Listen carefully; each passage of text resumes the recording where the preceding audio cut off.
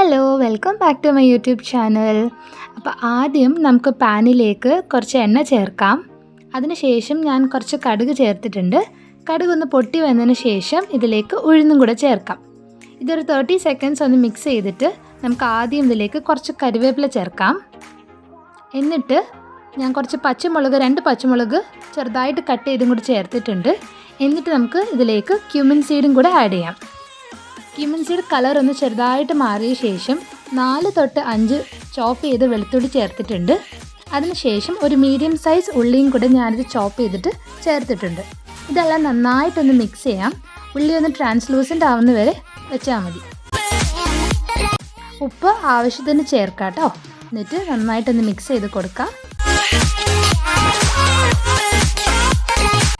അതിനുശേഷം ഞാനിതിലേക്ക് ഒരു 1/2 ടീസ്പൂൺ മഞ്ഞൾപ്പൊടി ചേർക്കുന്നുണ്ട്.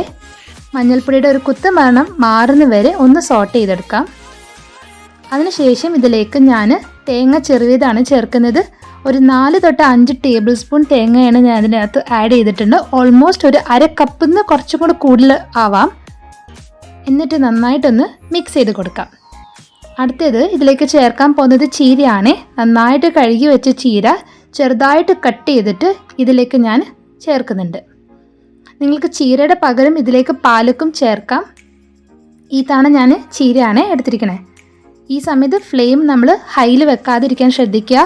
വളരെ ലോ ഫ്ലെയിം വെച്ചിട്ട് നന്നായിട്ടൊന്ന് ഇതൊക്കെ മിക്സ് ചെയ്ത് കൊടുക്കാം. ഈ സമയത്ത് ഉപ്പൊന്ന് ചെക്ക് ചെയ്യണേ. ഇല ഭാജിക്ക് നമുക്ക് സാധാരണ ഉപ്പിൻ്റെ അംശം കുറച്ചിട്ടാലും മതി. ഇടയ്ക്ക് വെച്ചിട്ട് ഒന്ന് ക്ലോസ് ചെയ്തിട്ട് വെള്ളം ചേർക്കാണ്ട് ഇത് ഇടയ്ക്ക് വെച്ചിട്ടൊന്ന് മിക്സ് ചെയ്ത് കൊടുക്കുക. എന്നിട്ട് വേവിച്ചെടുക്കാം.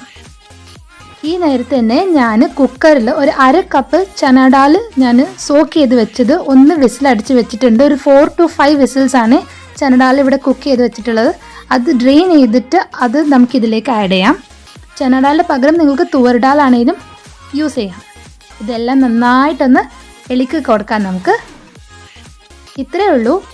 നമ്മുടെ ചീരയും ചനാഡാലും ഭാജി അല്ലെങ്കിൽ തോരൻ റെഡി ആയിട്ടുണ്ട്. ഇതെല്ലാവരും ഒന്ന് ട്രൈ ചെയ്ത് നോക്കുക. വളരെ സിമ്പിളാണ്. ചപ്പാത്തിയുടെ കൂടെയാണ് ഏറ്റവും ഇത് ടേസ്റ്റ് ഉള്ളത്.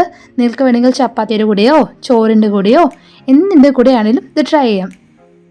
അപ്പം ഇത് ഉണ്ടാക്കാൻ മറക്കല്ലേ കേട്ടോ. ഇത് ഉണ്ടാക്കിയിട്ട് എനിക്ക് ഫീഡ്ബാക്ക് തരാം. ഇഷ്ടപ്പെട്ടെങ്കിൽ അത് കമൻസിൽ പറയണേ.